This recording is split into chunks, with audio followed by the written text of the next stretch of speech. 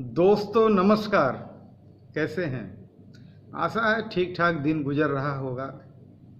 बस day by day cross करते रहे और ये जो पैंडेमिक है ये जाए भाई, हम लोग को बचाए। भगवान से, ऊपर वाले से यही दुआ है कि जल्द से जल्द हम लोग को मुक्ति मिले और सब कुछ नॉर्मल हो जाए, हम लोग का नॉर्मल ज़िंदगी वापस आ जाए। कम से कम कोर्ट तो चालू हो। कोर्ट चालू होगा तो फिर केस आगे बढ़ेगा, तभी मेरा कुछ होगा। खैर, सबसे पहले मैं धन्यवाद देता हूँ आप लोगों का कि आप लोगों के चलते आज 6,900 6,900 सब्सक्राइबर हमारे साथ, मेरे साथ आ गए हैं। परिवार में आज की तारीख में 6,900 लोग जुड़ चुके हैं। बहुत खुशी की बात है। पहले मैं अपना परिचय दे दूं उन लोगों के लिए जो नए लोग आ रहे हैं। दोस्तों, मेरा नाम संजीव वर्मा है।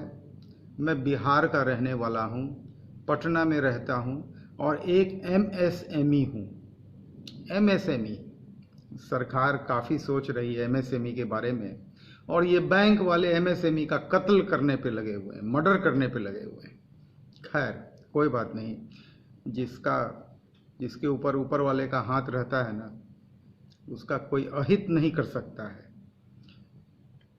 मैं वर्तमान में सीलिंग फैन और एलईडी का मैन्युफैक्चरर हूँ। दोस्तों, जब मैं एक शब्द का संबोधन करता हूँ दोस्तों, मतलब एक अपनापन है। दोस्त से बड़ा दुनिया में कोई नहीं होता है। वक्त पे वही साथ देता है। मेरे साथ ऐसा एक्सपीरियंस हुआ है, बहुत नज़दीकी अनुभव है जिसको मैं बयान नहीं कर सकता हूँ। मेरे ज़िंदगी में जो भी अप डाउन होता है, मैं किसी से बात नहीं कर सकता हूँ, वो मैं आपसे आके बात करता हूँ। अब देखिए हुआ क्या, ताज़ा घटना हो सकता है, पारिवारिक हो, लेकिन मैं आपको अपने से अलग नहीं समझता हूँ। इसीलिए जो भी बात होती है, मैं आपको लगता होगा कि ये तो इनका फैमिली का प्रॉब्लम है, लेकिन सही पूछे तो फैमिली प्रॉब्लम भी अपने आप में कहीं ना कहीं कोई लेसन किसी ना किसी को दे जाता है। देखिए, एक रिश्ता है दामाद और ससुर का, बहुत कॉम्प्लेक्स रिलेशन है जिसको मैं फील किया हूँ। अब देखिए, ससुर और सास ससुर मेरे अकेले रहते हैं, ओल्ड एज में हैं, मैं जैसे आपको बताया हूँ पहले भी। और उन लोगों को जब कपड़ा धोने का प्रॉब्लम मैं देख रहा था, तो मैंने एक वॉशिंग मशीन उनको अपने तरफ से खरीद के भिजवा दिया। ठीक, लेकिन चूंकि वो दामाद भेजा है, वो उनको स्वीकार नहीं हुआ। वो उसको यूज़ तक नहीं कर रहे हैं, उसको एक ऐसे जगह पे लगा दिए हैं और अभी तक फुली वो इंस्टॉल भी नहीं हुआ है। 10 दिन बीत गया लगभग। दुख होता है, जिसको मैं कैसे कैसे करके लाया था। मेरे दिमाग में कोई फीलिंग नहीं है, लेकिन ससुर और दामाद को सही पूछे तो उनको सिर्फ 2 बेटी है, बेटा तो है नहीं। अब जब 2 बेटी है तो दामाद को तो आपको बेटा की तरह बना के रखना पड़ेगा। दामाद आपका सोचता है, आप उसका नहीं सोचिए, अलग बात है, आप केयर नहीं लीजिए। अभी हुआ क्या है कि मेरी मदर इन लॉ जो है, मेरी सास, उनको बहुत जोर कमर का दर्द उठ गया। उनका वेट ज़्यादा है, अप्रॉक्स 100 kg बल्कि वेट है। तो उनको कमर का दर्द उठ गया बहुत भयानक, और ओल्ड एज में है, पैंडमिक का दौर चल रहा है, कहीं ले जाना लाना बड़ा सोचना पड़ रहा है कि हॉस्पिटल में ले जाना या डॉक्टर को दिखाना। तो मुझे कुछ नहीं समझ में आया, तो मैं एक दवा जो दर्द का हमको जो डॉक्टर साहब 2015 में प्रिस्क्राइब किए थे, वो प्रीगैबलिन मैं बताया था, जिसका जेनरिक वर्सन पीजी नर्व के नाम से मैं खाता हूँ, उसका एक पत्ता, चूँकि वो दवा मेरे पास रहता है, मैं डेली खाता हूँ, वो उनको भेज दिया। धीरे धीरे वो अपना असर दिखाने लगा। मतलब वो दवा का शायद ऐसा वर्क है कि वो दर्द रहेगा लेकिन आपको उसका एहसास नहीं होगा, फीलिंग नहीं होगा। दर्द का फीलिंग नहीं होगा तो क्या दिक्कत है, आदमी काम में लग जाएगा। एक तरह से वो दवा जो है सो बहुत, हमको तो खैर बहुत फ़ायदा किया, तो इसके तहत मैं उनको रेकमेंड कर दिया। दूसरी बात है, आप जानते हैं मेरे मदर फादर भी काफ़ी ओल्ड एज में है। इवन कि मेरी मदर जो है व्हील चेयर पे है, आज से नहीं है, लगभग 25 ईयर्स या 30 ईयर्स से वो व्हील चेयर पे है, लेकिन ठीक ठाक है, अपना चलती है, व्हील चेयर से अपना सारा काम करती है। और मेरे फादर जो हैं वो भी, मैंने उनका भी बाईपास सर्जरी हुआ है, डायबिटिक भी हैं, लेकिन फिर भी चलते फिरते हैं। एज काफ़ी 80 प्लस, 80-90 के बीच का उम्र होगा, लेकिन दोनों आदमी। और जब जब इन लोगों को समस्या होता है तो एक बगल में एक हॉस्पिटल है, उसका एक ओटी असिस्टेंट है, कंपाउंडर, जो उनका ऑपरेशन थिएटर का डॉक्टर साहब का, वो हड्डी के डॉक्टर हैं, उनका वो असिस्टेंट है। तो जब कभी भी इन दोनों व्यक्ति को प्रॉब्लम होता है तो मैं उसे कॉल करता हूँ और वो आता है, 24/7 अवेलेबल रहता है। खासकर जब भी कॉल कीजिए बेचारा आता है। मेरी माँ एक बार गिर गई थी, उनका सर फट गया था, 6 टाँका भी आके वो घर पे दे दिया था। अब देखिए, वो लोग को लगता है कि वो चार्ज थोड़ा ज़्यादा करता है, तो ठीक है भाई, वो घर में आके वो फैसिलिटी देता है जो फैसिलिटी के लिए आपको हॉस्पिटल में जाना पड़ेगा। और हॉस्पिटल में जाना आप समझ सकते हैं, अगर वो 2000 किसी से ले लेता है और आपको ठीक कर देता है, ये बहुत बड़ी बात है। हॉस्पिटल में कदम रखना 2000 नहीं, वो 2 लाख भी हो सकता है। ओल्ड एज का आदमी खाली हॉस्पिटल में चला तो जाए। अब हुआ क्या कि सास के लिए भी मैं उसको रिकमेंड कर दिया, और मैं उनको बोल दिया भाई फाइनेंशियली वो लोग बहुत साउंड नहीं है, तो बहुत हिसाब किताब से पैसा लेना। उसको मैं इतना समझा के भेजा था।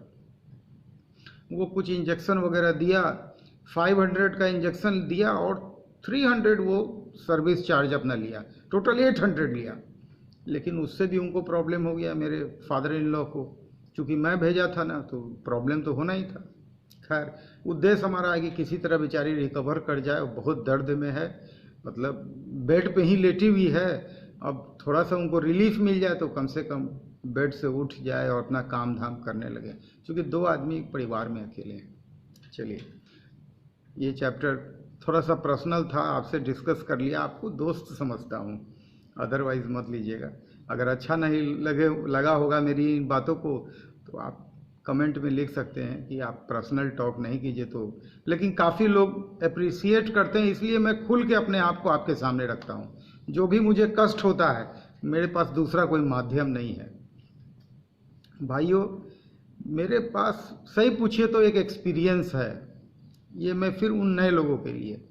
मेरा उम्र 49 ईयर्स है और आउट ऑफ 49 ईयर्स में 45 ईयर्स से बिजनेस कर रहा हूँ।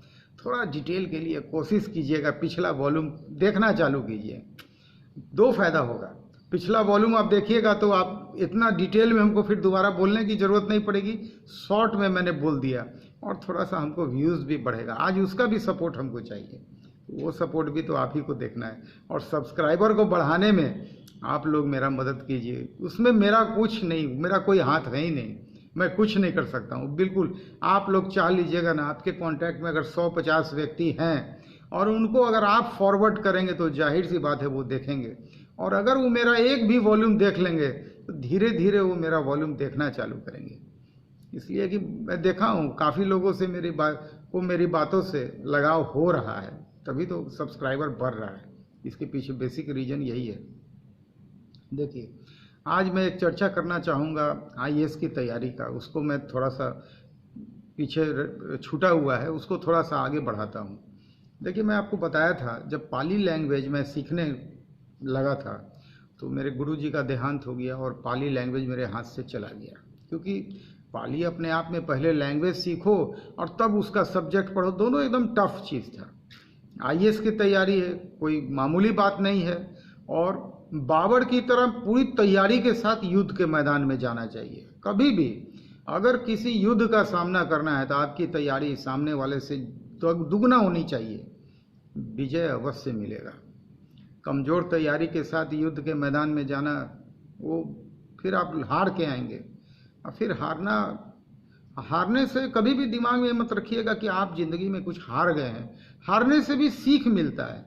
वजह ढूंढिए, क्या वजह था हारने का, उसमें से कुछ ना कुछ पॉजिटिव एनर्जी आपको मिलेगा, उसको करेक्ट कीजिए, फिर से तैयारी कीजिए, सफलता बिल्कुल आपके कदम चूमेगा। चाहे आप बिजनेस में असफल हुए हो, बिजनेस खराब चीज़ नहीं है। हम तो समझते हैं बिजनेस से बेटर, सही पूछे तो कोई नहीं है। जॉब में एक लिमिटेशन है और बिजनेस में कोई लिमिटेशन नहीं है। मतलब आप कुछ भी चाहें तो बिजनेस एक ऐसा चीज़ आप हासिल कर सकते हैं, और जॉब में अगर आप कुछ भी हासिल करने का सोचिएगा तो हो सकता है आपको कुछ गलत काम करना पड़े, और जब आप कुछ गलत काम पे उतर जाइएगा तो आपको डर समाया रहेगा, कभी ना कभी पकड़ाने का एक डर रहेगा। बिजनेस में भी मैं बराबर बोलता हूँ, गलत कभी नहीं करना चाहिए। अरे क्या है भाई, जीएसटी में रजिस्ट्रेशन ले लीजिए, अब मौज मामूली 15 मिनट में आप जीएसटी रजिस्ट्रेशन ऑनलाइन ले सकते हैं। ये 15 मिनट 20 मिनट बहुत है। और एमएसएमई अगर आपको मैन्युफैक्चरिंग करना है 15 मिनट लगेगा, एकदम मोबाइल पे जाइए और एमएसएमई का रजिस्ट्रेशन ले लीजिए। ये दो चीज़ का लाइसेंस कहिए, लेके अगर कोई काम कीजिएगा और जो भी ट्रांजैक्शन कीजिए बैंक के थ्रू कीजिए, लेकिन बैंक के लोन की तरफ मत जाने का सोचिएगा। बैंक का इस्तेमाल सिर्फ पैसा भेजने के लिए, पैसा प्राप्त करने के लिए कीजिए। इसके अलावा बैंक का किसी भी चीज़ के लिए यूज़ मत कीजिए, किसी भी चीज़ के लिए। कभी भी फंड की ज़रूरत हो, मैं बराबर बोल रहा हूँ, कभी भी बैंक लोन बड़ा इजी है। आप बैंक लोन के लिए मुंह तो खोलिए, मोबाइल पे 10 लोग दौड़ जाएंगे आपके पीछे, प्राइवेट लोग। नेशनलाइज बैंक का तो आदमी दौड़ेगा नहीं आपके पीछे, लेकिन प्राइवेट बैंक वाले दौड़ जाएंगे, 10 तरह का बात करेंगे, एनबीएफसी वाले दौड़ जाएंगे किसी न किसी रूप में आपको। चूंकि देखिए प्राइवेट लोन जाहिर सी बात है, उसका जायज नाजायज प्राइवेट का ही भुक्तभोगी है हम ना। जो कोर्ट में आज केस मुझे करना पड़ा और मुझे जो नुकसान हुआ है, आज के डेट में 75 करोड़ से ऊपर का नुकसान है, और सरकार को 100 करोड़ से ज़्यादा का राजस्व का नुकसान उठाना पड़ा है। सही पूछिए तो सरकार को भी दावा ठोकना चाहिए आईसीआईसी बैंक पे। और सही बात है कि जो आईसीआईसी बैंक के लोग कस्टमर के साथ धोखाधड़ी करते हैं, उनका थोड़ा डिटेल में डिस्क्रिप्शन में हर वॉल्यूम में डालता हूँ। आप जरा सा लिंक पे जाके देखिए, काफ़ी लोग को जानकारी नहीं होती है, फंस जाते हैं। आप लिंक पे जाके देखिए, आप बचने का कोशिश कीजिएगा। और गवर्नमेंट को तो चाहिए कि ऐसे बैंक को बंद कर देना, ऐसे बैंक का लाइसेंस कैंसिल कर देना जो ग्राहक के साथ क्या क्या ना करता है। बताइए, एक एमएसएमई का उन्होंने भविष्य बर्बाद करके रखा हुआ है। समझिए कि ये एमएसएमई जिंदा है, आज आपके सामने बात कर रहा है, नहीं तो ऐसा दूसरा कोई रहता है इसकी जगह। बहुत लोग बोलता है कि वर्मा जी आप जिंदा कैसे हैं, इतना कुछ होने के बावजूद भी आप। बस यही तो खूबी है कि मैं गिव अप नहीं करता हूँ, चूँकि मेरे पास बहुत एक्सपीरियंस है। चूँकि बिजनेस में पेशेंस ये वो बहुत दौड़ देखा हूँ, तब जाके आज 49 ईयर्स में पहुँचा हूँ। कई बिजनेस किया, कई चीज़ों को किया, कई चीज़ों को छोड़ा, वक्त रहते छोड़ा, वक्त रहते नया बिजनेस में स्विच ओवर कर लिया। हमें कभी परेशानी नाम की चीज़ नहीं हुई। देखिए, जब पाली लैंग्वेज छूटा हाथ से, तब मैंने इतिहास को पकड़ा। अब हिस्ट्री अपने आप में सही पूछे तो बहुत बढ़िया सब्जेक्ट है, और मेरा एक सजेशन है लाइफ में हर व्यक्ति को इंडियन हिस्ट्री एक बार पढ़ना चाहिए। ज़्यादा डिटेल में नहीं तो कम से कम 10 बुक में, ये मोटी मोटी 10 बुक में आप इंडियन हिस्ट्री को कवर कीजिए। एंशिएंट हिस्ट्री को ब्रेकअप कीजिए कम से कम 4-5 बुक्स में, मेडाइवल को ब्रेकअप कीजिए कम से कम 4-5 बुक्स में, और मॉडर्न हिस्ट्री को ब्रेकअप करके कम से कम 10-15 बुक्स में अगर इंडियन हिस्ट्री एक बार आप पढ़ लीजिएगा ना, बहुत बड़ा लेसन आपको लाइफ में मिलेगा। उसके आधार पे आप अपनी ज़िंदगी को बहुत बढ़िया बना सकेंगे। इतिहास हर व्यक्ति को पढ़ना चाहिए। देखिए हुआ क्या कि जब हम एक हिस्ट्री का बुक खरीदे, हमें तो हिस्ट्री तो मैं जो 10th में पढ़ा था बस वही पढ़ा था। कॉमर्स में तो इतिहास से कोई लेना देना दूर दूर तक होता नहीं है, ना इतिहास से और ना साइंस से कोई मतलब नहीं है, और ना आर्ट्स के किसी सब्जेक्ट में। कॉमर्स का विद्यार्थी एक ऐसा विद्यार्थी होता है, सही पूछिए तो उसको कॉमर्स के अलावा दुनिया में किसी चीज़ का नॉलेज नहीं होता है, एकदम ब्लैंक होता है बाकी सब सब्जेक्ट में। जब हिस्ट्री का एक बुक पढ़ा तो देखा कि भाई एक पार्ट है एंशियंट हिस्ट्री, दूसरा पार्ट उसमें दिखा मेडाइवल, और तीसरा दिखा मॉडर्न। तो सबसे पहले उस किताब को एक बार नहीं पढ़ा, 2 बार 3 बार पढ़ गया। किताब पढ़ने का तो बहुत पुराना किताब से संबंध है, एकदम लाइब्रेरी के ज़माने से, जब मैं 4 साल का था। जब 2-3 बार पढ़ गया तो सोचा कि इसको थोड़ा डिटेल में जाना चाहिए। अब डिटेल में जाने के लिए क्या हुआ कि नेक्स्ट डे पहुंचा दुकान में गया, अब बोला कि एक काम कीजिए आप, एंशिएंट हिस्ट्री का अलग से कोई बुक है क्या? बोला बहुत बुक है। हम बोले कि एक वो दे दीजिए, एक मेडाइवल का दे दीजिए, एक मॉडर्न का दे दीजिए। अब मेरे पास एक की जगह 3 किताब था। अब लगा तीनों को पढ़ने तो थोड़ा सा चैप्टर और खुल गया। और थोड़ा मैं डिटेल में चला गया। अब देखिए, आईएएस का तैयारी है, पढ़ना इतिहास है। मैंने कभी डिटेल में इतिहास नहीं पढ़ा था, लेकिन अब मुझे रुचि आने लगा। मुझे बस मेरे था कि ये स्कोर सबसे बेस्ट स्कोर आना चाहिए। आउट ऑफ 600 450 500 अगर स्कोर आ जाए तो बहुत बड़ा सपोर्ट हो जाएगा। मेरा लक्ष्य था टॉप 10। आईएएस की परीक्षा में टॉप 10 के अंदर मैं अपने आप को देखना चाहता था। उसके लिए तैयारी कोई मामूली नहीं होनी चाहिए थी। नॉलेज वो होना चाहिए था जो आम विद्यार्थी, वो नॉलेज जनरली पीएचडी लेवल का नॉलेज, उससे भी ऊपर का नॉलेज हो तो और बढ़िया। उस लेवल का नॉलेज मैं चाहता था। उस लेवल का नॉलेज चाहने के लिए नहीं होता, उसके लिए तैयारी करनी चाहिए। मैं उसके बाद 3 बुक्स में पढ़ा इतिहास को। उसके बाद और डिटेल में उसको तोड़ता चला गया। हर एक चैप्टर का धीरे धीरे बुक लेना चालू किया। देखिए, बिजनेस तो मेरा बैकग्राउंड था, पैसे की दिक्कत नहीं थी। किताब खरीदने के लिए पैसा हमको अपने गार्जियन से मांगना नहीं था। ये इंडिपेंडेंस तो था कम से कम। नतीजा उसका हमको आईएएस की तैयारी में मिला, बहुत बड़ा सपोर्ट मिला। मैं इतना किताब खरीदते चला गया, मतलब आप विश्वास नहीं कीजिएगा। मैं दुकान में जाता था, जैसे मान लीजिए चंद्रगुप्त काल है प्राचीन भारत का, तो चंद्रगुप्त काल में मैं गुप्त काल का या चंद्रगुप्त काल का कोई किताब मांगा तो वो बोला कि किस राइटर का चाहिए, शॉपकीपर ने बोला। मैं बोलता था किस किस राइटर का है, तो बोला 5-6 राइटर का इस चैप्टर पे किताब है।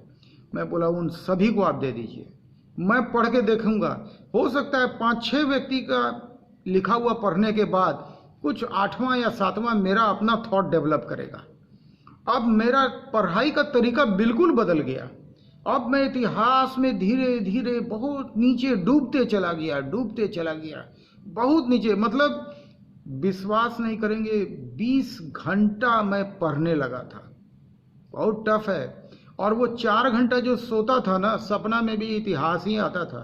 अब जो आदमी 20 घंटा हिस्ट्री पढ़ेगा, सपना में भी वो इतिहास में घूमेगा। तो 24 घंटा मैं इतिहास में था।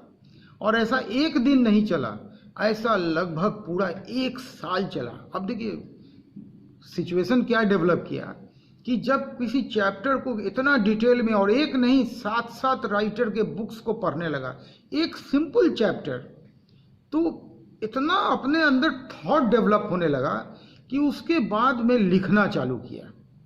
और विश्वास नहीं कीजिएगा, 4 से 5 हजार पेज में मैं अपना इतिहास, यानी इंडियन हिस्ट्री को मैं अपनी भाषा में लिखा था। लेकिन वक्त कुछ और चाहता था। उसकी बात आगे करता हूँ। हिस्ट्री अब कंप्लीट हो गया। हिस्ट्री कंप्लीट हो गया तो पीटी का एक सब्जेक्ट भी कंप्लीट हो गया। मतलब पीटी में एक जनरल स्टडीज़ होता है और एक आपका सब्जेक्ट होता है। तो जनरली लोग वही रखते हैं जो मेंस में रखते हैं, वही उसी का एक सब्जेक्ट पीटी में भी रखते हैं, ताकि उधर से एक सपोर्ट मिल जाए। तो मेरा मेंस का एक पेपर और पीटी का एक पेपर 1 साल में लगभग पूरा हो गया। अब हमको दूसरे पेपर की आवश्यकता थी। अभी तक मैं दूसरे पेपर का चुनाव तक नहीं किया था। मैं सोच लिया था कि लगे 2 साल या 3 साल, वांदा नहीं है, नो प्रॉब्लम, लेकिन मैं जाऊंगा तो पूरी तैयारी और टॉप 10 की तैयारी के साथ जाऊंगा एग्जाम देने के लिए। ऐसा अधूरी तैयारी के साथ नहीं जाऊंगा। अब दूसरे सब्जेक्ट का जब चयन करना था तो हिस्ट्री क्या है, मैंने जो इंडस वैली सिविलाइजेशन है, जो इंडियन हिस्ट्री में क्या पढ़ाया जाता है, इंडस वैली सिविलाइजेशन से लेकर और देश की आज़ादी तक का इतिहास, यही भारत का इतिहास है। इसी इतिहास के बैक में अब चला गया मैं और ले लिया एक सब्जेक्ट एंथ्रोपोलॉजी, मानव शास्त्र। मानव शास्त्र में क्या है, मनुष्य की उत्पत्ति, मतलब 4 लाख 5 लाख साल पहले से लेके और इंडस वैली सिविलाइजेशन तक का जो हिस्ट्री है वो आपको एंथ्रोपोलॉजी में कवर करता है कंप्लीट। तो चूंकि हिस्ट्री से तो बहुत अच्छा लगाव हो गया था, तो मैं अब एंथ्रोपोलॉजी ले लिया और एंथ्रोपोलॉजी में भी उसी तरह से अध्ययन करना चालू करा। बहुत डिटेल में चला गया, एकदम फॉसिल्स, ये वो जितना भी चीज़ है, मतलब इतना डिटेल में कि पूछिए मत। बहुत किताब में इकट्ठा हो गया था। हिस्ट्री कंप्लीट हो गया, एंथ्रोपोलॉजी कंप्लीट हो गया, और हमको लगभग एंथ्रोपोलॉजी को भी कंप्लीट करने में पूरा का पूरा 1 साल चला गया। मतलब 2 साल में मुझे सिर्फ एंथ्रोपोलॉजी पे कमांड हुआ, इंडियन हिस्ट्री पे कमांड हुआ, ये 2 चीज़ पे कमांड हुआ। अब मुझे जनरल स्टडीज़ का ज़रूरत था।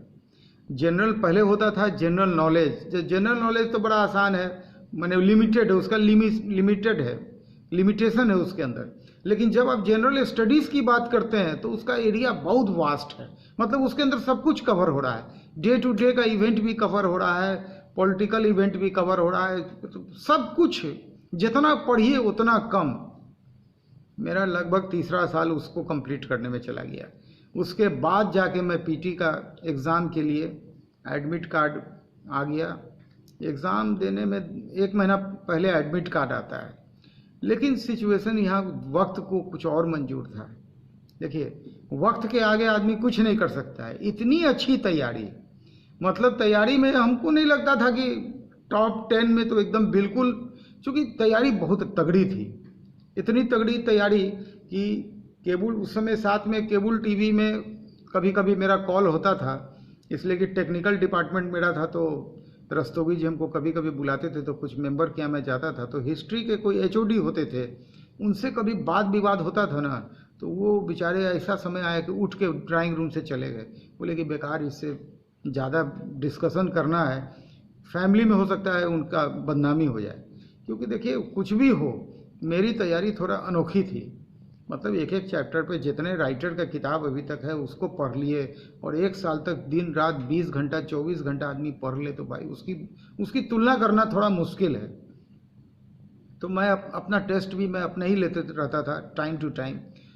अब हुआ दरअसल सिचुएशन क्या हुआ, अब मैं बताता हूँ। मेरे बड़े भाई फिल्म लाइन में थे, मैं बताया हूँ, पिछला वॉल्यूम कृपया कर देखना चालू कीजिए, एटलीस्ट वॉल्यूम 1 से।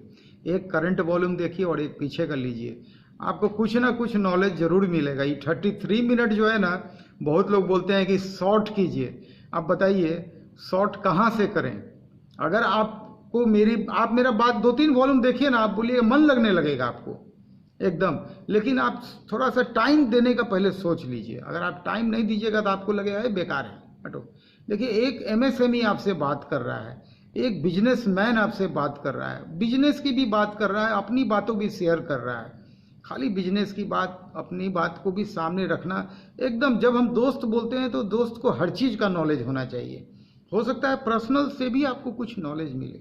ये जो ससुर दामाद वाला बात आपको आज बताए ना, बताए ससुर को दामाद का, जब उनको बेटा नहीं है तो दामाद को थोड़ा बना के रखना चाहिए, वक्त बे वक्त तुरंत उनके वही काम आता है।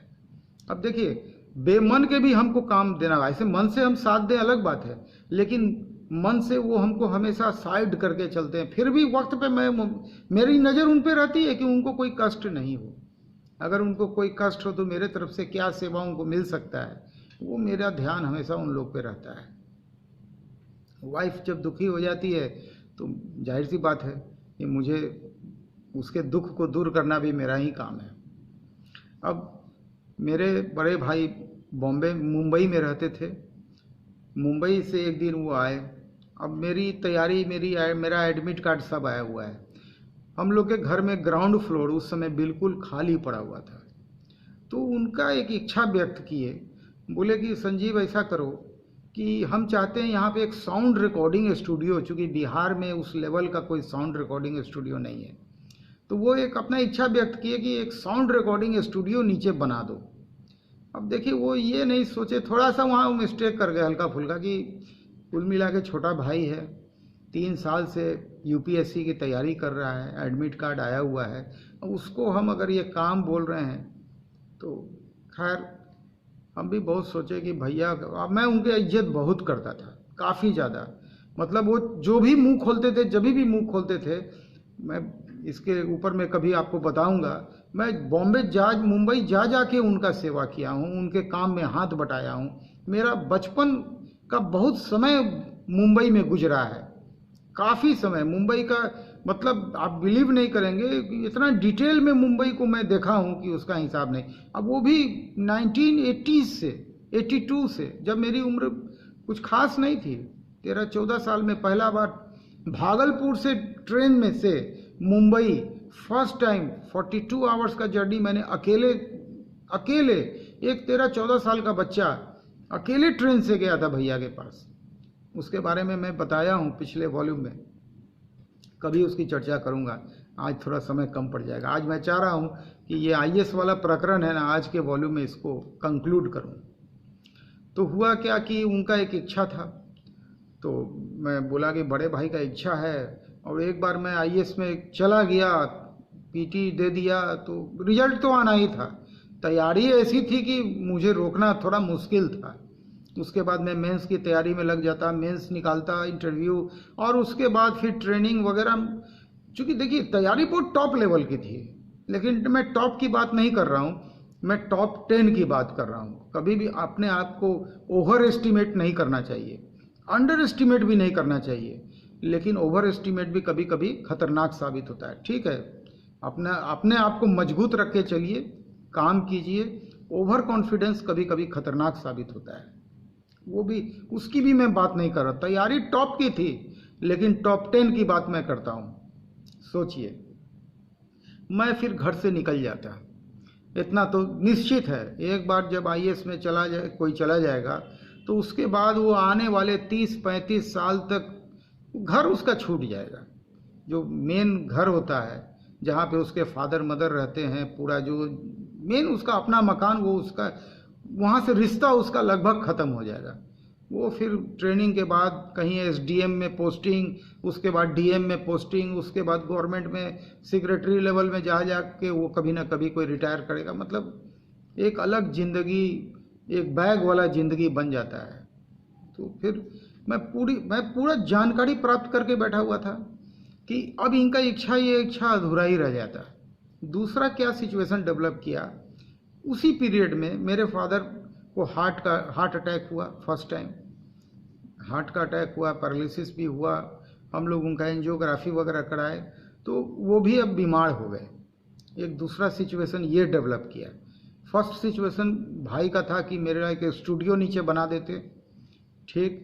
दूसरा ये फादर का भी एक सिचुएशन बन गया। ये दो सिचुएशन सामने आया। तीसरा क्या सिचुएशन और दिखा कि उस पीरियड में आईएएस अफसर को देखा कि इतना बेचारा पढ़ के आईएएस बनता है, क्या कमी रहती है। और कुछ पॉलिटिशियन ऐसे भी समाज में होते हैं जो उनका कदर नहीं करते हैं। मतलब बड़ा खराब लैंग्वेज में उनके साथ बात करना, ये वो कुछ भी है, बेचारा इतना पढ़ा लिखा इंसान है, उसके साथ इस तरह का व्यवहार नहीं होना चाहिए। कुछ न्यूज़ में सुनने को मिला। मतलब अब मेरे सामने 3 सिचुएशन सामने खड़ा हो गया। एक तरफ भाई का था कि भाई ये स्टूडियो बना दो 4 ट्रैक का। उस समय 4 ट्रैक ही लेटेस्ट चलता था, आज तो मल्टी ट्रैक आ गया, कंप्यूटर से रिकॉर्डिंग होने लगी। उस समय एनालॉग सिस्टम था, 4 ट्रैक की 4 चैनल पे रिकॉर्डिंग और उसको मिक्सअप करना, ये वो। उसके पहले तो सिंगल ट्रैक में रिकॉर्डिंग होता था, मतलब सिंगर और म्यूजिशियन सब लोग एक साथ। और फिल्म लाइन से मेरा थोड़ा नज़दीकी अनुभव हो गया था, क्योंकि बचपन से मैं भैया के साथ उनके साथ जाता था, उनको असिस्ट करता था, तो काफ़ी नज़दीकी रिश्ता एक डेवलप कर गया था फिल्म इंडस्ट्री के साथ।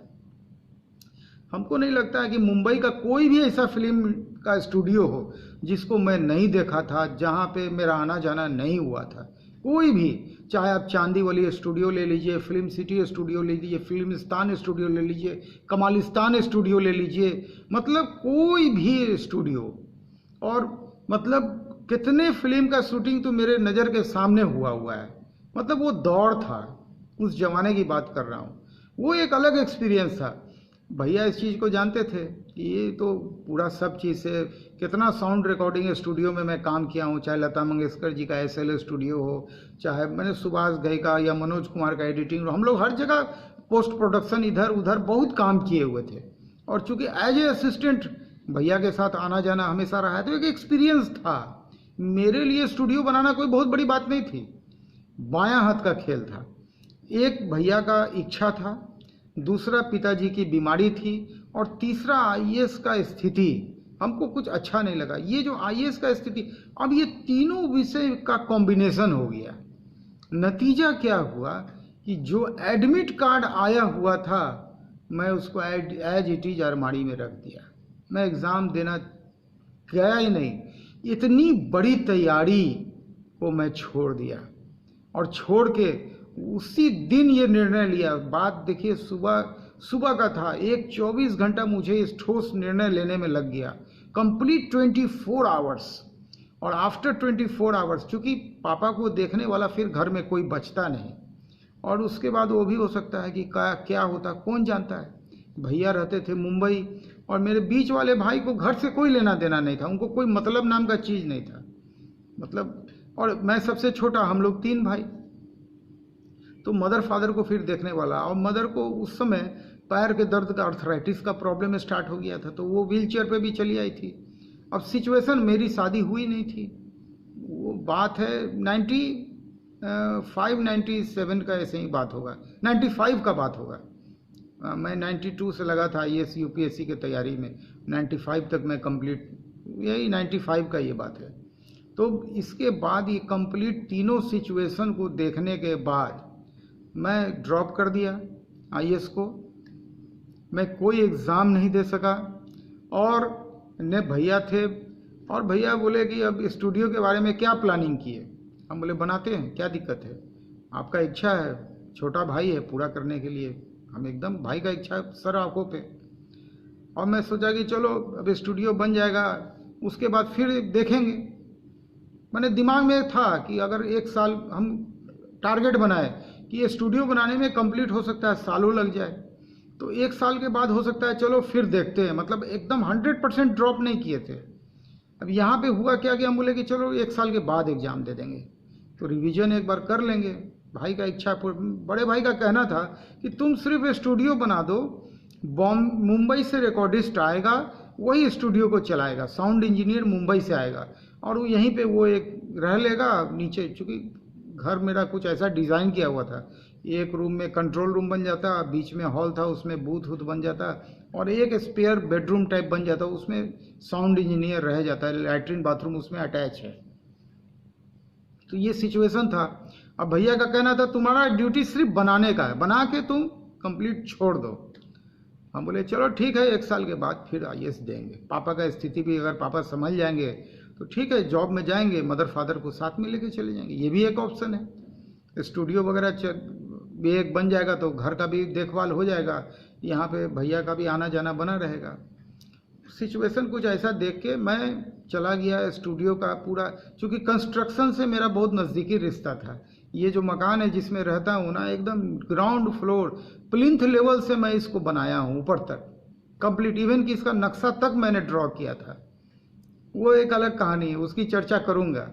मतलब लाइफ में देखिए एक्सपीरियंस कई तरह का है, ये कहीं ना कहीं आपको किसी ना किसी रूप में हो सकता है कि कहीं कुछ लगता होगा बकवास, लेकिन हो सकता है 33 मिनट में, मैं बराबर बोलता हूँ, 3 मिनट हो सकता है काम का निकल जाए, कुछ तो कहीं ना कहीं लेसन मिल रहा होगा।